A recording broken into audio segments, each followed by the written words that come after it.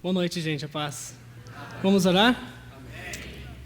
Senhor Deus e Pai, obrigado por esta reunião, por ter nos trazido aqui em segurança, por estar desejoso, Pai, em receber a nossa oração, a nossa adoração e também disposto também a nos abençoar grandemente aqui nesse lugar.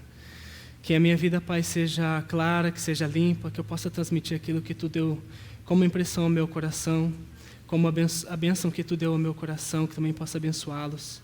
Que a Tua palavra seja pregada aqui e nada mais, Senhor. Abençoa-nos no dia de hoje. E muito obrigado, Pai, pelo que Tu ainda vai fazer. Amém. Amém.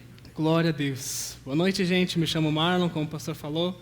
Estou muito feliz de estar aqui. Quero agradecer a oportunidade do pastor Silvio, da sua esposa Rosângela, Júlia, sua filha também. Nos receberam muito bem na casa deles. Estamos muito felizes de estar esse tempo aqui. E nós desejávamos estar aqui. Ouvimos falar de vocês muito, muito mesmo, dos frutos desse lugar e de como tem sido abençoado, de como vocês alcançaram e ainda vão alcançar muito essa comunidade e essa cidade. Em nome de Jesus, amém? Glória a Deus. Antes de eu começar a falar, vamos já deixar abertas nossas Bíblias em Romanos, no capítulo 3. Deus é bom. Aleluia.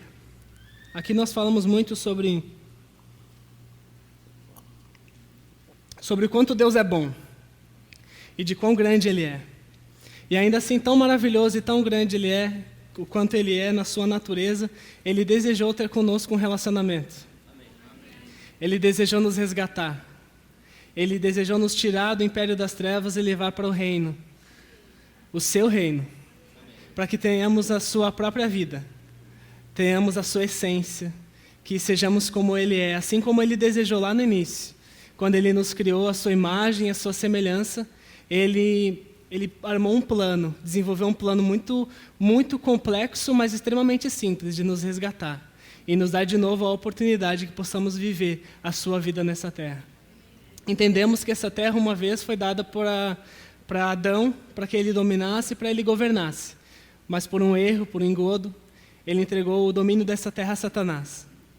Esse mundo, de fato, jaz no maligno. Mas só que nós, hoje, não somos mais na categoria desse mundo. Não fazemos mais parte desse mundo. As regras desse mundo não nos dominam mais.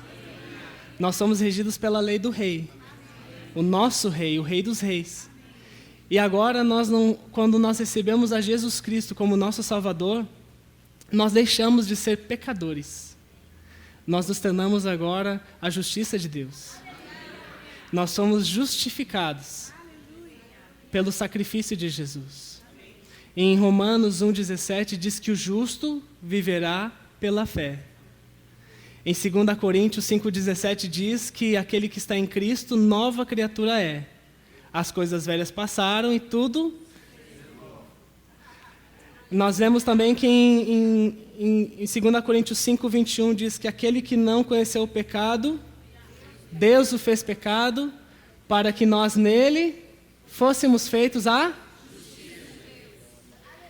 nossa nomenclatura agora, o nosso crachá não diz mais pecadores, quando aceitamos Jesus como Salvador. Ela diz que nós somos justos. E seria impossível um pecador viver pela fé.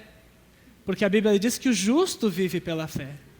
Então, uma vez que você aceitou Jesus e confessou Ele como seu Salvador, você não é mais um pecador. Você pode se bater no peito e se proclamar: eu sou justo. Porque seria impossível você usufruir daquilo que Deus tem como dádiva, como bênção para a sua vida, se você se dissesse: eu sou um pecador. É negar o sacrifício de Jesus, é negar o seu sangue, é negar a identificação que Ele fez, se tornando pecador para que você fosse justiça. Não é? Aí nós paramos muito e ficamos às vezes... Nós não. Nós somos o povo da fé. Amém. Há quem pare muito e se atente ao versículo de Romanos 3, no versículo 23, que diz: pois todos pecaram e carecem da glória de Deus. Mas a gente entende que no versículo 24 diz: sendo justificados gratuitamente por sua graça, mediante a redenção que há em Cristo Jesus. Justificados gratuitamente. Glória a Deus. Ainda em Romanos, vire uma página. Vamos lá para Romanos, no capítulo 5. O texto começa dizendo: justificados, pois, mediante a fé, temos paz com Deus por meio de nosso Senhor Jesus Cristo, por intermédio de quem obtivemos igualmente acesso pela fé a esta graça na qual estamos firmes e gloriamo-nos na esperança da glória de Deus. Aleluia. Há quem possa dizer, é certo, mas é de graça, foi dado gratuitamente, mas aqui está dizendo mediante a fé. Então existe uma parte minha, eu preciso crer, eu preciso ter fé. Então Deus ele precisa que a minha fé o alcance. Numa leitura breve desse texto, a gente pode até entender isso, mas a Bíblia, no geral, ela complementa isso e nos dá uma profundidade maior, colocando que a nossa fé, por si só, não é o penhor, não é a moeda que nós vamos dar em troca. É como se nós estivéssemos pagando nossa salvação com fé. Mas a Bíblia diz que foi dada gratuitamente. Deus ele nos resgatou quando éramos ainda pecadores. Não tínhamos nada que pudéssemos dar a Deus, que Ele pudesse nos oferecer a salvação como um penhor. Existe, é claro, a aceitação, você decidir. Deus ele não vai dominá-lo, mas eu quero convidar vocês a ler em Romanos, virem algumas páginas, no capítulo 12.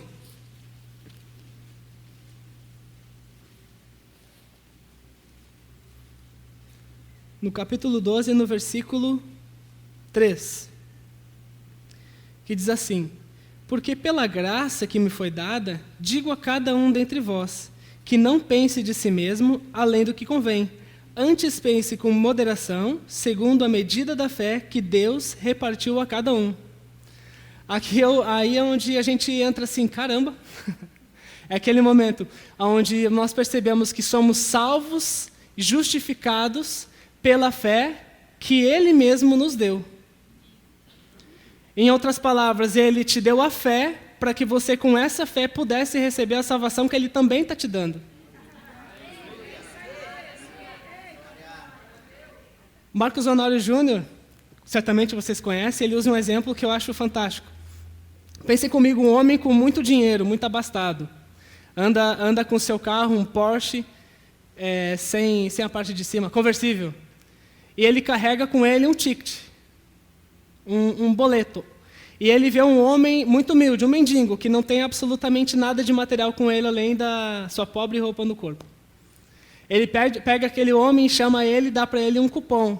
E diz assim, olha, você vai no endereço que está aqui no verso, amanhã, ao meio-dia, que vai ter lá para você um pacote que tem R$1 milhão. Mas você precisa apresentar esse cupom. Sem esse cupom, você não vai poder retirar esse R$1 milhão. Aquele homem, muito desconfiado, obviamente, vai até aquele lugar, não tem nada a perder, e ele só acrescenta o cupom e diz, eu vim buscar meu R$1 milhão. E a moça que está atendendo, ok, sim, é verdadeiro, está tudo ok, toma o seu R$1 milhão. Aos olhos daquela mulher, aquele homem, ele parecia digno de ter aquele R$1 milhão?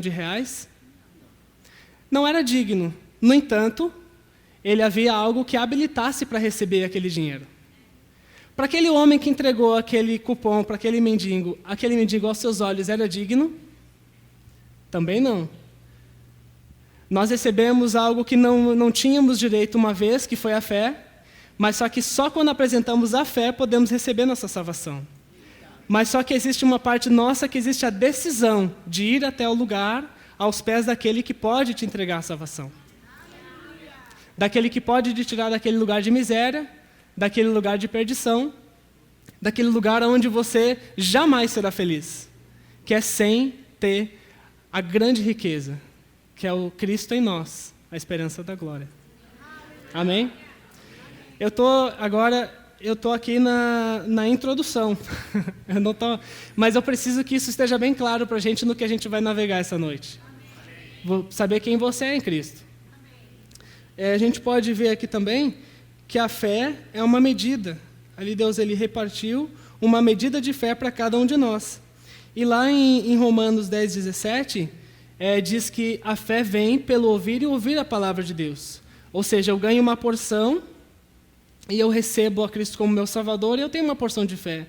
Agora eu posso usar essa porção de fé e eu esticá-la aumentá-la, fortalecê-la, começar de fato a viver pela fé. A Bíblia fala, Jesus ele fala uma vez assim, por que sois tão tímidos? Ele fala assim, sois homens de pequena fé. E quando ele fala com o centurião, e ele diz aos discípulos assim, numa outra passagem, eu nunca vi a fé tão grande. E outra passagem, ele viu aquele homem que foi jogado pelo telhado, trazido pelos seus amigos, e vendo-lhes a fé. Ou seja, a fé ela era medível, era perceptível. Pode-se dizer que alguém tem uma fé pequena e alguém tem uma fé grande. Eu entendo que, às vezes, uma fé pequena não necessariamente limita você de receber. Porque a gente pode ver em uma passagem onde Jairo, o mestre da sinagoga, vai até Jesus e diz, Jesus, vá comigo até a minha casa porque minha filha está doente. Jesus vai. No meio do caminho, uma mulher que nem falou com Jesus e nunca tinha falado com ele, ela no seu coração dizia, se eu tocar nele, serei curada. E voltando ao centurião, quando o centurião fala, olha, você não precisa nem ir até o meu servo que está doente, só manda uma palavra e ele será curado. Eu vejo vários níveis de fé diferentes. Um homem que exigia a presença de Jesus para que o milagre acontecesse. Uma mulher que ela não estava nem aí se Jesus sabia ou não, porque ela cria que o poder estava nele. E um outro homem que disse somente a sua palavra já é o suficiente. Pessoas que acreditavam em níveis diferentes, mas o que eu vejo na palavra de Deus é que todos receberam o que buscaram. Mas se em algum momento a gente perceber, nossa, mas o que eu estou necessitando, o que eu preciso, eu sinto que a minha fé não alcança isso. É uma dificuldade muito grande, ou às vezes é uma dependência financeira, ou dívidas, ou uma enfermidade, ou uma dificuldade com a família. E você, porventura, está pensando assim, nossa, mas eu não creio tanto para isso. Você pode muito bem chegar a alguém que crê e fazer uso do versículo que diz, onde 2 ou mais estiverem reunidos em meu nome, ele estarei. Você pode aliançar com o outro, conectar-se a outros para querer junto com você. Seja alguém que trata com muito zelo aquilo que está em suas mãos. Considere o que a palavra diz. Ande com pessoas que façam o seu nível de fé aumentar. Pessoas que falem fé para vocês. Pessoas que incentivem você a crer mais. Pessoas que queiram ver o seu avanço. Se alancie com pessoas que vão fazer a sua fé prosperar. Em contramedida, você também prosperará. E você também prosperará outros que o buscarão com uma fé pequena e diga, me ajuda na minha falta de fé. Seja bênção para os outros e seja inteligente de usar a bênção que tem nos outros para lhe abençoar, para avançarem juntos. 2 são melhores que 1. Amém? A gente tem, então, essa consciência de que a fé está em nós e uma medida de fé foi nos dada, correto? Nós vemos agora que nós somos habilitados para utilizar essa fé, porque agora nós somos justos, correto? Então a gente pode perceber como eu utilizo essa fé. Ok, muito legal, eu tenho fé, né? Eu tô legal. E agora, o que eu faço com isso? Deus ele instituiu um método para que a sua fé seja aplicada. Alguém sabe? Falando. Você precisa falar a fé. Você precisa declarar em fé aquilo que você crê. Você precisa externalizar aquilo que você crê. Quando Deus ele foi criar o mundo, ele podia ter estalado os dedos, podia ter dançado, ele podia ter apontado, mas ele decidiu dizer, haja luz. O Espírito pairava sobre as águas, mas só que algo aconteceu somente quando Deus ele falou, quando ele disse, haja luz. Aí você, nossa, interessante, eu falo, né? Até para você ser salvo, meu irmão, vamos ali para Romanos 10.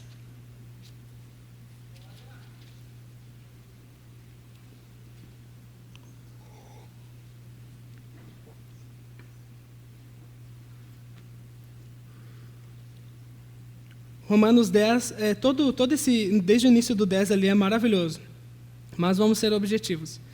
Romanos 10 diz, porque com o coração se crê para a justiça e com a boca se confessa a respeito da salvação. No versículo anterior disse, se tua boca confessares o Senhor Jesus do teu coração e credes que ele ressuscitou dentre os mortos, será salvo. Você declarou, uma vez você foi salvo, e se você ainda não fez isso, preste muita atenção que hoje é o seu dia. Uma vez você foi salvo, você declarou. para ser salvo, para você receber a sua salvação, para você ser salvo, se tornar justo, a partir daquele momento você precisou dizer. Você já estava fazendo uso da fé e nem percebeu. Agora você já está instruído, mas em um momento você não sabia e você falou: Jesus Cristo, eu te aceito como meu Salvador. E naquele momento, 2 Coríntios 5,17 se fez pleno na sua vida. As coisas velhas se passaram e tudo se fez novo. Glória a Deus. A gente pode ver lá também, bem claro isso, essa forma instituída como método em 2 Coríntios, por favor. Me acompanhem. 2 Coríntios 4.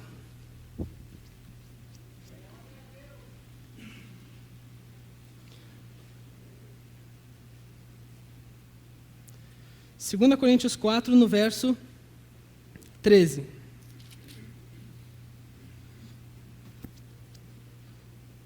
Tendo, porém, o mesmo espírito da fé, como está escrito: eu criei, por isso é que falei. Também nós cremos, por isso também. Aqui nesse versículo tem a síntese de tudo aquilo que a gente falou agora. Você precisa ter em você o espírito da fé, o âmago, a essência, o que de fato é o que funciona. Eu criei, por isso falei. E naquele versículo de Romanos 10 fala que com o coração se crê para a justiça e com a boca se confessa para a salvação. Eu criei, por isso falei. No versículo 8, no Romanos 10, 8 diz: a palavra está bem perto de ti, na tua boca e no teu coração. A gente entende essas duas coisas andando muito claras, no teu coração e na tua boca. Jesus ele não fala em espírito da fé, em método da fé, mas a gente vê ele colocando isso numa forma muito prática lá em Marcos 11, 23. Um texto que nós, da palavra da fé, do verbo da vida, do rema, glória a Deus, nós amamos. Em Marcos 11, 23.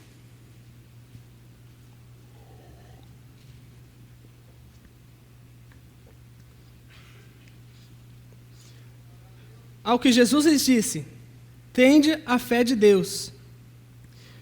Porque em verdade vos afirmo que se alguém disser a este monte: ergue-te, lança-te no mar, e não duvidar no seu coração, mas crer que se fará aquilo que diz, assim será com ele. Por isso vos digo que tudo quanto em oração pedirdes, crede que recebestes, e assim será convosco. A gente vê bem claro Jesus ele colocando na prática aquilo que a gente viu agora, o espírito da fé. Se alguém disser a este monte: levanta-te e lança. Aí ele fala: mas não duvidar no seu coração. As duas coisas andando juntas. A gente entende que um outro texto diz: a boca fala do que o coração está cheio. Mas a gente também entende aquilo que às vezes a gente fala tem um cunho de verdade, assim, não, foi da boca para fora. Isso pode acontecer quando você conscientemente está falando algo, mas não é exatamente o que o seu coração está crendo. Eu posso declarar a palavra muitas vezes, mas eu preciso permanecer crendo no meu coração. Permanecer crendo. Isso é tão importante quanto você declarar a palavra. O espírito da fé é crer, por isso falei. E Jesus ele fala: você declara, você fala ao monte e você continua crendo no seu coração, no período de perseverança. Vocês estão comigo? Amém. Eu estou sendo claro? Amém. Glória a Deus. Então a gente tem o primeiro estágio: entender quem somos, ou seja, como se tivéssemos uma carteira de habilitação. Nós estamos aptos para dirigir um carro. Eu sou justo. Amém. Eu vivo pela fé. Agora eu entendo que a minha fé, ela está em mim em uma medida. E eu posso aumentar essa medida. Eu posso me encher da palavra e essa fé ela vai aumentar em mim, a ponto de eu poder ser pleno na minha vida e ajudar a outros. E agora que eu creio que a fé funciona assim, eu preciso colocar essa fé em prática, falando e continuando crendo no meu coração. No estágio que fala ali em perseverança, você permanecer firme. Amém? Há uma definição bem clara de fé. Na verdade, a definição mais clara de fé que nós temos lá em Hebreus, no capítulo 11. Podemos ir lá?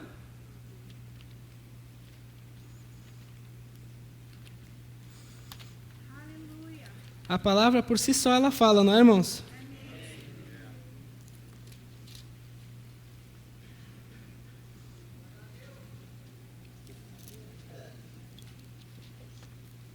Hebreus 11.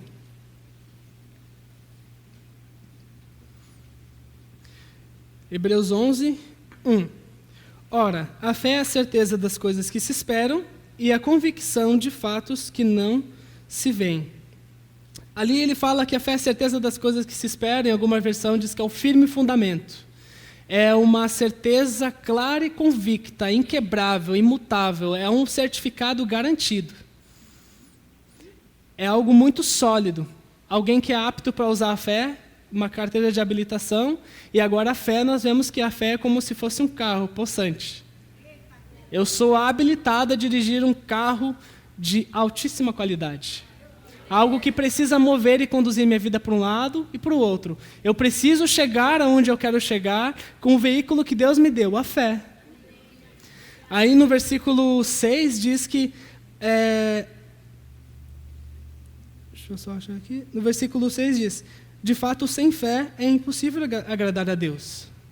Então a gente precisa utilizar aquilo que Deus nos deu. Ele te deu essa ferramenta, e meu amigo, boas obras, boas ações, elas têm o seu valor, mas não é, Deus ele não se move pela necessidade. Deus ele se move por fé. Você pode chorar e espernear, haverá misericórdia e consolo da parte do Senhor, mas só que é só quando você falar em fé que as coisas de fato vão começar a acontecer.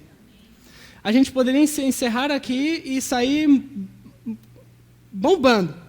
Nossa, eu sou justo e eu tenho fé. E agora só eu falar as coisas vão acontecer. Há poder, eu podia falar sobre isso muito tempo. Mas só que a fé, só com isso, ela vai funcionar? Apesar de tudo isso? O que falta para ela funcionar? Ação correspondente, muito bom. Que eu vou encaixar no permanecer crendo. Você continuar com uma atitude plena crendo. É uma ação correspondente. Não negue. Falta amor.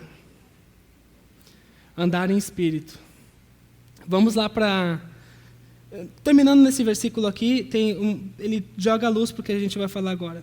Que de fato, sem fé é impossível agradar a Deus, portanto é necessário que aquele que se aproxima de Deus creia que Ele existe e que se torna galardoador dos que o buscam. Eu vejo assim que sem fé é impossível agradar a Deus porque é necessário crer que Ele existe. Ou seja, eu vejo que a fé ela me colocou perante Deus. Quem se aproxima dele crer que Ele existe, ela me aproximou de Deus. Mas ali diz que é galardoador, ou abençoador, ou recompensador, ou aquele que gosta de dar. Alguém que com fé se aproxima de Deus, mas parece que a gente entende melhor a natureza de Deus quando nós sabemos que Ele é um Deus que gosta de dar, é um Deus que gosta de abençoar. Ou seja, a fé ela me aproxima a Deus, mas o meu relacionamento com Deus ele não vai ficar ali naquela categoria de fé. A fé ela vai me fazer o link com Deus, mas parece que eu entendo aqui que num relacionamento com Deus não vai se acontecer na fé, mas sim quando nós entendemos como Deus é, porque nós vamos estar agindo no mesmo modo como Deus age, fazendo as mesmas coisas que Deus faz. Nós entendemos, eu entendo agora que Deus ele é um Deus que abençoa. E isso não se percebe pela fé. Isso é uma coisa que você vai, na convivência você percebe, nossa, Deus é bom. Em todo tempo Deus é bom. Amém? Ainda que você não veja que Deus é bom, você crê. Mas quando você desfruta da bondade de Deus, eu acredito que é diferente. Não é? Quando você vê a bondade de Deus em manifestação, é diferente do que você só crê. Em uma passagem bíblica diz, eu conhecia Deus só por ouvir falar, mas agora o conheço de com Ele estar.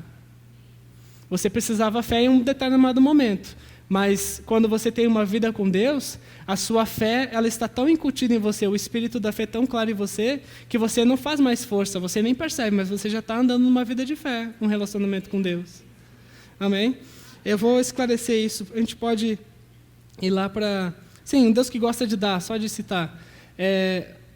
João 3,16. Todos sabem de cor. Porque Deus amou o mundo de tal maneira que deu seu Filho unigênito para que todo aquele que nele crê não morra, mas tenha a vida eterna. Ou seja, eu vejo ali quando aquele Deus ele fala que Ele amou tanto que deu.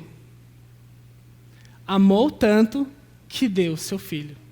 Então, quando a gente percebe, quando a gente em fé chega perto de Deus, a gente entende que Deus ele é galardoador, eu entendo que Ele ama tanto que Ele dá. Então, quando a gente tem ali, vamos lá para o Gálatas 5. Gálatas 5.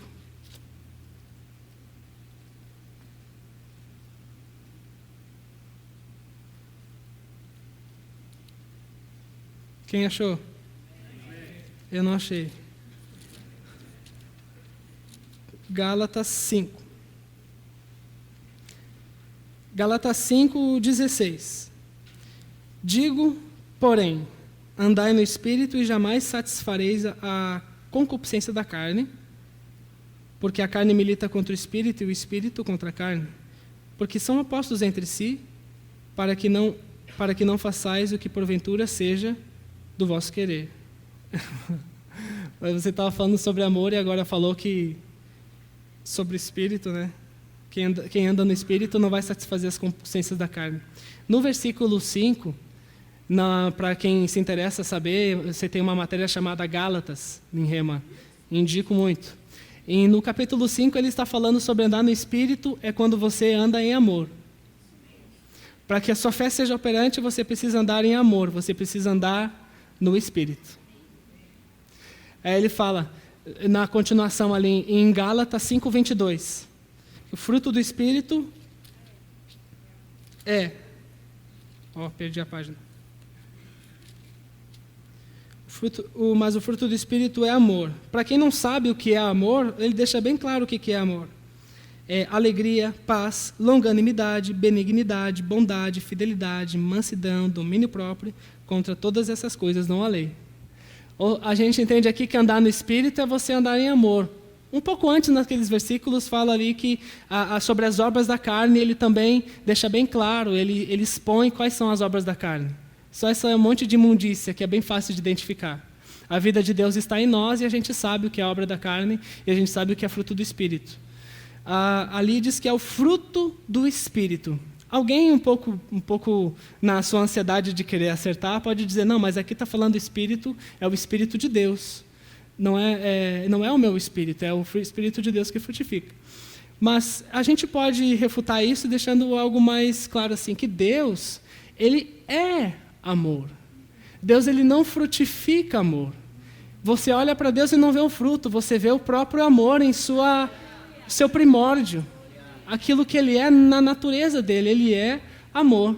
Deus ele não frutifica amor. Em outra passagem, Jesus diz, vocês são ramos e eu sou a videira. Quem está ligado em mim produz muito. Ele está falando em concordância com aquele texto. Quando você quer o galho, você quer o ramo, você frutifica de você o fruto do Espírito. Anda em amor.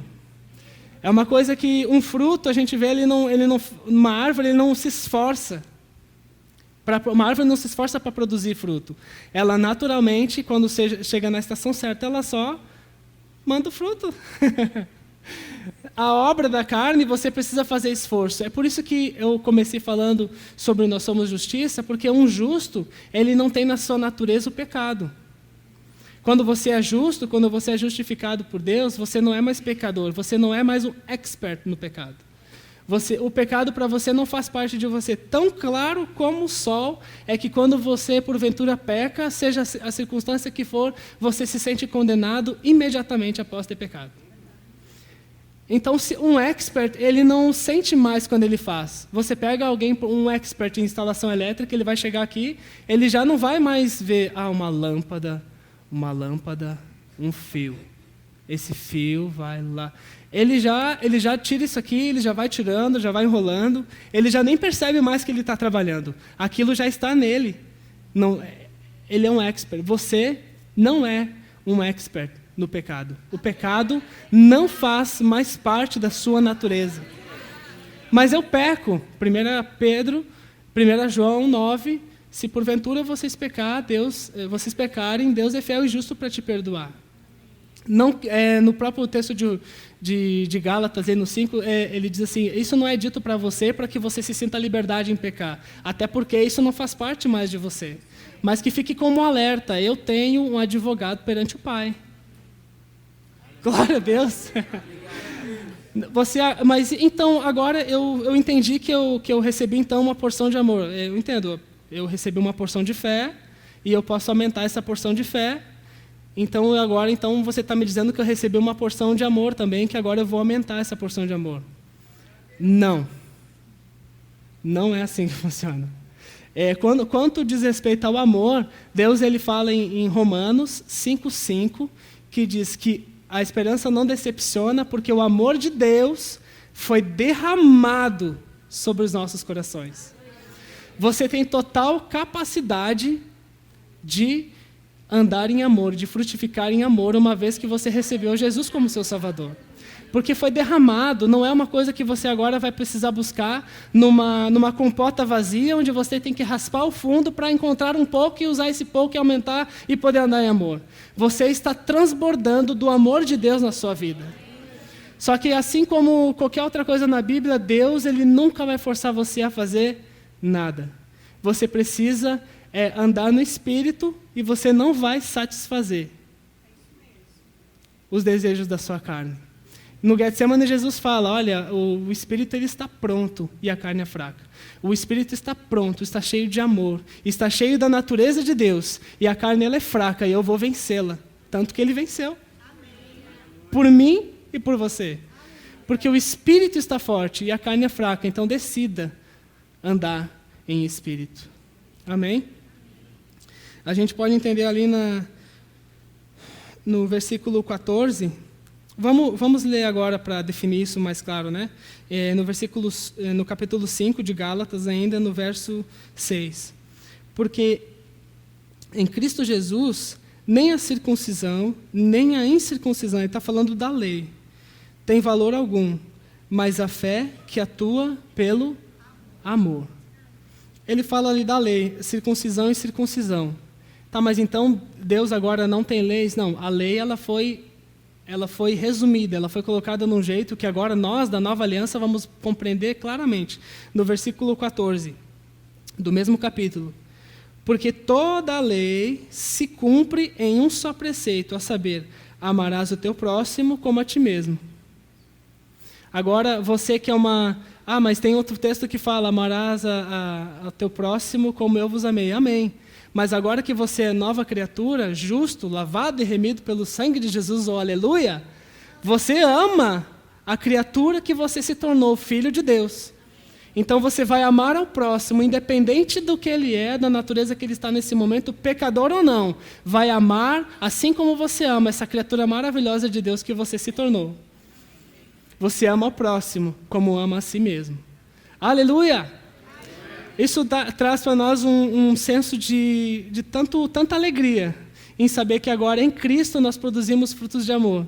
E nós podemos utilizar a fé que está em nós sem nenhuma represária, está tudo bem. Mas também traz um senso de responsabilidade, irmãos. É um mandamento, é uma ordenança. Agora que você é nascido de novo, você precisa andar em amor. Você precisa andar em espírito.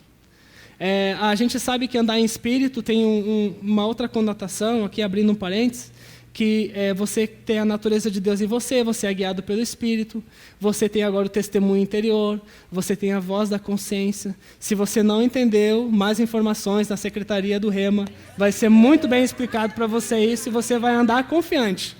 Mas aqui o Espírito é você andar em Espírito, é andar segundo a natureza que agora você possui. Andar em amor.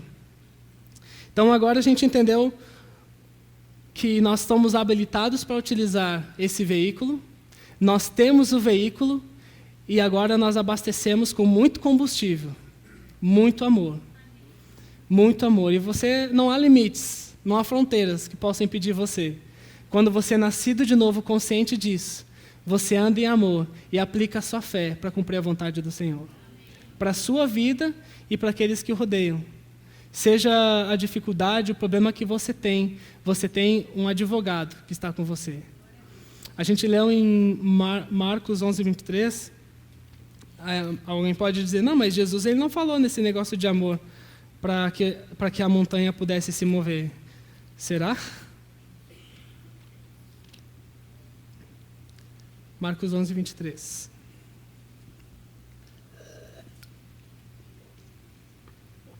A gente já leu 23 e 24, então vamos ler o 25. Vejo Bíblias passando, essa parte é importante.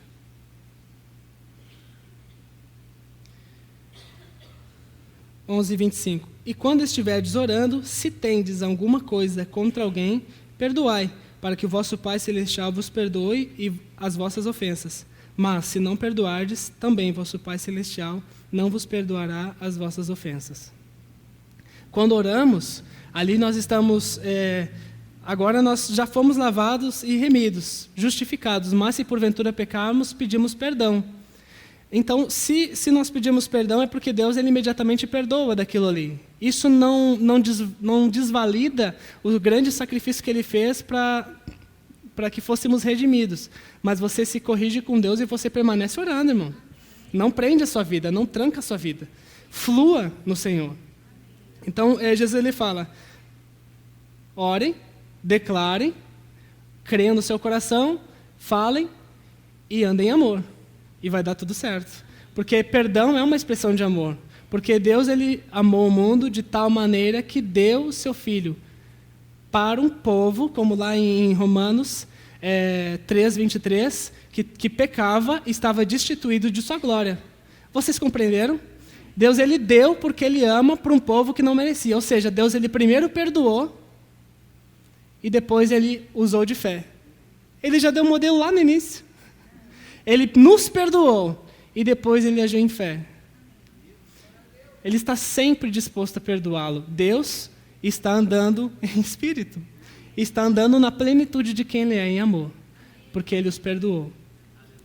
Eu falei de amor, falei de fé, e em nenhum momento eu falei em 1 Coríntios 13. Para ficar claro que a gente não está preso a um texto que fala sobre amor. A Bíblia inteira fala isso. Mas eu quero destacar, em 1 Coríntios 13, um versículo de uma coisa que eu acredito que Jesus, ele, em poucas entrelinhas ali, ele fez, e às vezes a gente passa batido em Marcos 11:23, onde ele diz, se alguém disser a este monte, levanta-te e lança-te no mar. Em 1 Coríntios 13, no versículo 2, Paulo ele escreve assim, ainda que eu tenha o dom de profetizar e conheça todos os mistérios e toda a ciência, e ele usa assim, ainda que eu tenha tamanha fé a ponto de transportar montes, se não tiver amor, nada serei. Paulo, quando ele definiu aquele mesmo exemplo que Jesus usou lá para os discípulos, ele fala, se disser a este monte, levanta-te e lança-te no mar, ele não explicou nada, foi muito claro, muito objetivo. Paulo ele pega o mesmo exemplo e diz, se tiver tamanha fé a ponto de transportar montes, se eu não tiver amor, eu nada serei. Quando Jesus está olhando para aqueles discípulos que estavam com dúvidas sobre fé, algo bem básico, olha, você fala e crê no seu coração. Jesus ele usou um exemplo de uma coisa grande. Ele usou um exemplo onde os discípulos precisariam de tamanha fé.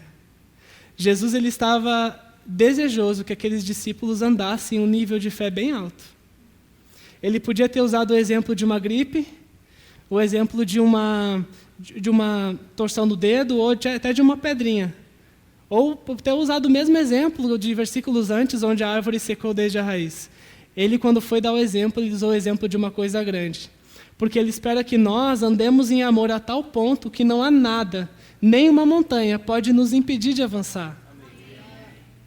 Jesus ele acredita que você pode ter tamanha fé, uma grandiosa fé, porque em mesma medida você vai andar um nível de amor tão qual e tão excelente quanto. É isso. Glória a Deus. Se alguém que está aqui, que recebeu essa ministração, e disse assim, nossa, eu nunca ouvi isso, eu desejo ser justo, eu desejo poder usar da fé de Deus, eu desejo poder transbordar do amor do Senhor. Eu acredito que na minha vida essas coisas podem fazer sentido. Eu desejo que na minha vida, ter Cristo em mim, eu posso ter uma vida mais plena. Eu posso ser salvo. E eu digo para você, você pode. Alguém que está aqui, está visitando esse lugar, ou já veio algumas vezes, deseja aceitar Jesus como seu Salvador e viver esse estilo de vida? Eu desafio você, você precisa ser corajoso mesmo. Jesus ele não teve timidez alguma em se colocar lá naquele lugar alto e ser morto. E ele se colocar, se expor à humilhação para que você pudesse aqui, nesse ambiente, levantar as mãos e receber ele como Salvador. Alguém está aqui e deseja recebê-lo como seu Salvador?